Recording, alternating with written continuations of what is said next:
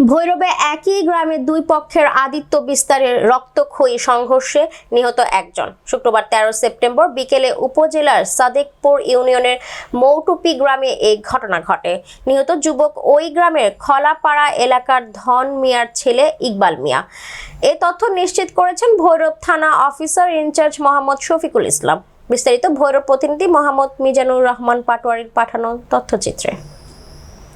এই ঘটনায় আরো 30 থেকে 40 জন আহত হয়েছে। বিকাল থেকে রাত পর্যন্ত পর্যায়ক্রমে রোগী বাড়তে থাকে উপজেলা স্বাস্থ্য কমপ্লেক্সে চিকিৎসা নেন।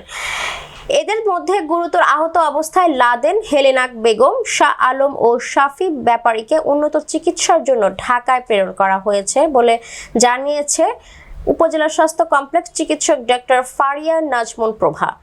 জানা যায় 56 বছর যাবৎ চলছে ভৈরবে দুই বংশের দ্বন্দ্ব। বংশ দুটি হলো উপজেলার সাদেকপুর ইউনিয়নের মৌটুপি গ্রামে কর্তা বাড়ি ও সরকার বাড়ি। সরকার বাড়ির পক্ষে নেতৃত্ব দেন ইউপি চেয়ারম্যান ও আওয়ামী লীগ নেতা সরকার শেফায়েতুল্লাহ। আরেক পক্ষ কর্তা বাড়ির নেতৃত্ব দেন সাবেক চেয়ারম্যান ও বিএনপির নেতা তোফাজ্জল হোসেন। দুই বংশের দ্বন্দ্বে ইকবাল মিয়া সহ দুই পক্ষের খুন হয়েছে 14 জন।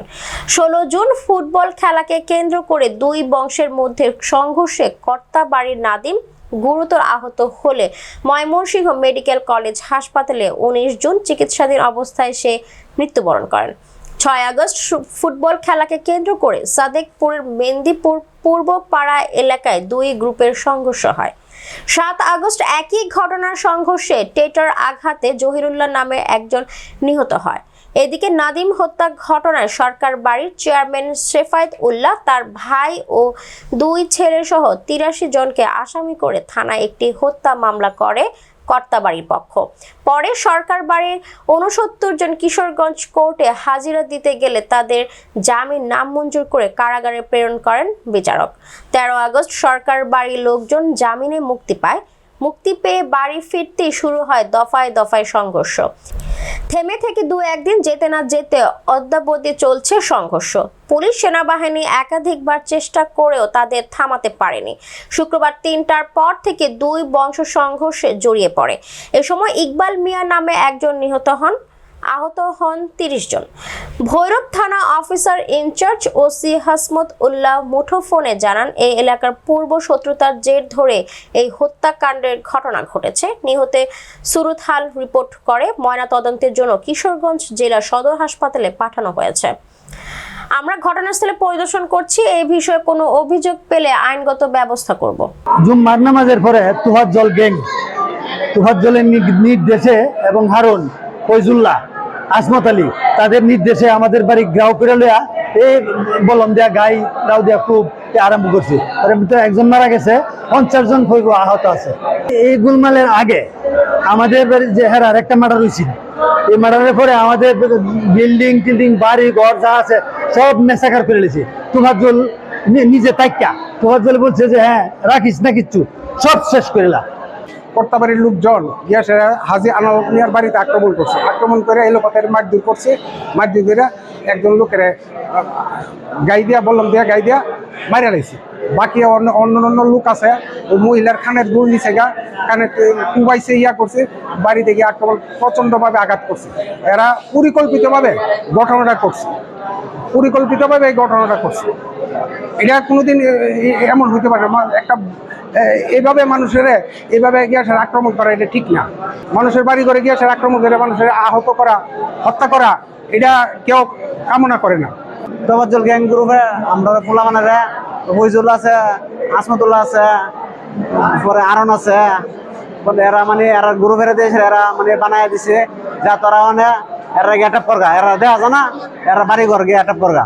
পরে আসে আমাদের বাড়ি ঘর আক্রমণ করছে। পরে আমাদের পোলামানো নামছে, পরে আমাদের পোলার নামছে, পরে আমাদের বাড়ি ঘরের সাইডে ফালাইছে কোবানি, মা বোনেরা কোবাইছে, আমরা জম করছে, মারছে, এই যে রক্ত সব বাড়ি করে দিছে, বুঝছেন, বাইরে বেরিয়া বুঝছেন, এরা আক্রমণ করছে। আমরা আজকে প্রতিনিয়ত আমাদের সাথে ঝগড়া বিবাদে লিপ্ত হচ্ছে। আমি ভৈরব থাকলেও ভৈরব যেহেতু আমার ইউনিয়নের এলাকা 12 কিলোমিটার বা 15 কিলোমিটার হলেও বর্তমান ডিজিটাল যুগে খবরাখবর সব যে জানি না এমনটা না, কিন্তু এলাকার মধ্যে সে এভাবে বিবাদে জড়ায় যে প্রতিনিয়তই ঝগড়া হচ্ছে এবং এই ঝগড়া সে নিজে লেংটি দেয়া সে ঝগড়ার মধ্যে অংশগ্রহণ করে, তার ছেলেরা অংশগ্রহণ করে, তার ভাইয়েরা অংশগ্রহণ করে এবং একটা বিরাট সাজোয়া বাহিনী সৃষ্টি করেছে, যে বাহিনীর দ্বারা এলাকার মধ্যে আগুন লাগাই দিতেছে, কোথাও কোথাও ঘর বাড়ি ভাঙচুর করতেছে, কোথাও পিটাইতেছে এবং সম্মুখ যুদ্ধের মতন বল্লম নিয়ে যুদ্ধ করতেছে। ঠিক তদ্রুপভাবে আজকে আমি জানতে পারলাম, আমি ভৈরবে ছিলাম কিন্তু জানতে পারলাম যে জুম্মার নামাজের পর মনোহরপুর গ্রামের দিয়ে তারা ঝগড়া শুরু করে এবং ওইখান থেকে ঝগড়া করতে করতে এটাকে বিস্তার লাভ করে মৌটুফি খালফার এবং আমাদের কর্তাবাড়ির লোকজনের সঙ্গে। এভাবে ঝগড়া হইতে হইতে শুনতে পেলাম যে একটা ছেলে আজকে খুন হয়েছে। কার গায়ে খুন হয়েছে আমি এখনো জানি নাই, এবং এইটুকু জানতে পারছি যে ইকবাল নামে একটা ছেলে এখানে খুন হয়েছে। আমি মনে করি যে এই খুনের দায়ী এই সরকার সাফায়েতুল্লাহ বর্তমান চেয়ারম্যান। সে যদি আইনের আওতায় থাকতো, সে যদি জেলখানায় থাকতো, সে যদি গ্রেপ্তার হইতো, তাহলে আজকে এ ধরনের ঝগড়া বিবাদ হতো না, এবং ঝগড়া বিবাদ না হলে ইকবালের মতন একটা ইয়ং ছেলে দুনিয়া থেকে চলে যেত না। এই ঘটনাটা ঘটেছে মৌটুপিতে বিকেল 3টার সময়, এবং দুই পক্ষের মারামারিতে একজন আশা রোগীর মধ্যে হচ্ছে টোটাল 12 জন রোগী ছিল। তার মধ্যে হচ্ছে একজন আমরা ব্রড ডেড পেয়েছি, মৃত অবস্থায় আনা হয়েছে, এবং 6 জন রোগীকে এখান থেকে রেফার করা হয়েছে। লাশটি সেটি এখন আমাদের কাছে আছে, সেটা আমরা ভৈরব থানার কাছে হস্তান্তর করব।